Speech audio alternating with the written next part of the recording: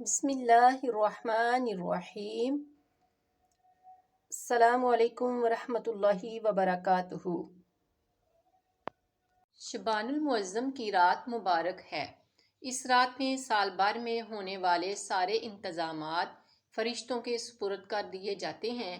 اس سال میں فلاں فلاں کی موت ہے، فلاں فلاں جگہ اتنا پانی بہے گا، فلاں کو مالدار، فلاں کو غریب بنایا جائے گا، اور جو اس رات میں عبادت کرے اور اللہ تعالیٰ اس کو عذاب الہی سے چھٹکارا یعنی رہائی دیتا ہے۔ اس لیے اس رات کا نام شب برات ہے۔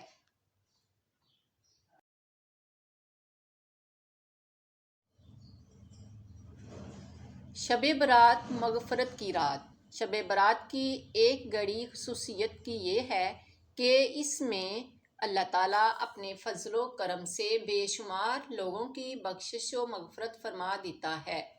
آقا و مولا حضرت محمد مصطفیٰ صلی اللہ علیہ وسلم نے فرمایا، بے شک اللہ تعالیٰ شبان المعظم کی 15ویں شب آسمان دنیا پر اپنی شان کے مطابق جلوہ گر ہوتا ہے اور قبیلہ بنو کلب کی بکریوں کے بالوں سے زیادہ لوگوں کی مغفرت فرماتا ہے۔ رسول خدا صلی اللہ علیہ وسلم ارشاد فرماتے ہیں، جو شخص ماہ شبان میں ہر روز 70 مرتبہ یہ کہے، استغفر اللہ الذی لا الہ الا هو الرحمن الرحیم الحی القیوم واتوب الیہ، تو اس شخص کا نام افق مبین میں لکھا جائے گا۔ میں نے عرض کیا، افق مبین کیا ہے؟ فرمایا، عرش کے سامنے ایک بہت بڑا دشت صحرا ہے جس میں نہریں جاری ہیں اور اس میں ستاروں کی تعداد کے برابر ثواب کے پیالے ہیں، یعنی بہت زیادہ ثواب ہے۔ شب برات کی دعا، یعنی شب برات کے رات کے وقت یہ دعا پڑھے۔ حضرت عائشہ صدیقہ رضی اللہ تعالی عنہا سے روایت ہے کہ وہ فرماتی ہیں کہ اس رات نفل یعنی نماز کے سجدے میں جب آپ نفل پڑھنے لگو تو نماز کے سجدے میں نبی کریم صلی اللہ علیہ وسلم کو یہ دعا مانگتے ہوئے سنا، اعوذ بعفوک من عفابک، اعوذ برضاک من سخطک، اعوذ بک منک جل وجہک، لا احصی ثناء علیک انت کما اثنیت علی نفسک۔ پھر جب صبح ہوئی تو میں نے اس دعا کا ذکر نبی پاک صلی اللہ علیہ وسلم سے کیا۔ اس پر آپ صلی اللہ علیہ وسلم نے فرمایا، اے عائشہ، اس کو سیکھ لو اور دوسروں کو بھی سکھا دو، کیونکہ جبرائیل امین علیہ السلام نے مجھے سکھائی اور کہا کہ اسے سجدے میں بار بار پڑھو۔ لوگ اس سے غافل ہیں، یعنی شبان المعظم کے مہینے سے اس رات سے لوگ غافل ہیں۔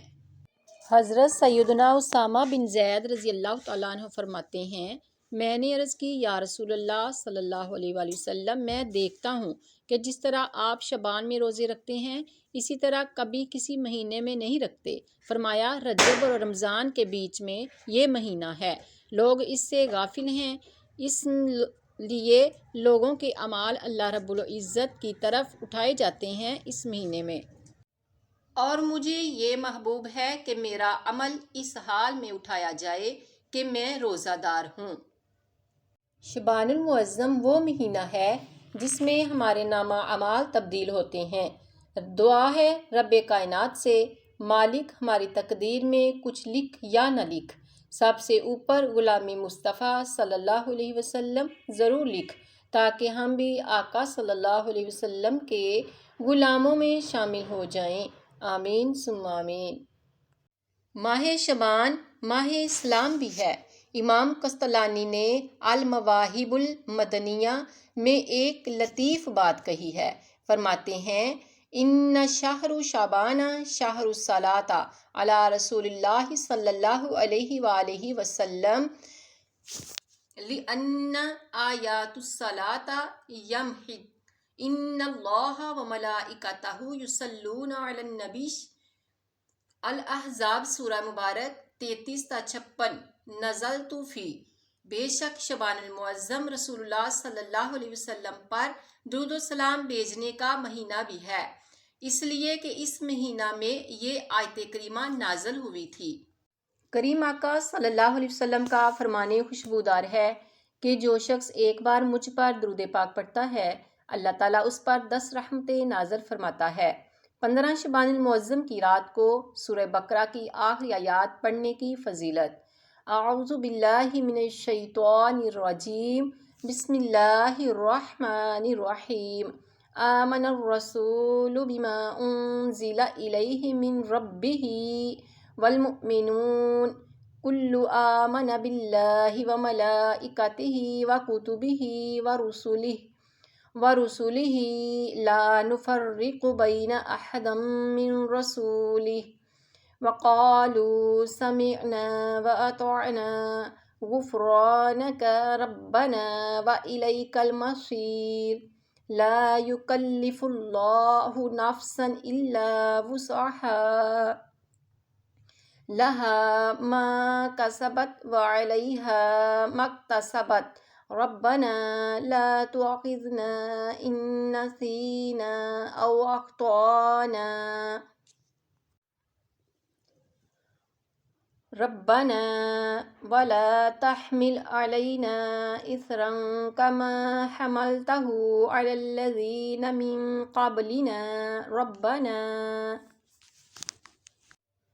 ولا تحملنا ما لا طاقة لنا به واعف عنا واغفر لنا وارحمنا أنت مولانا فانصرنا علی القوم الکافرین۔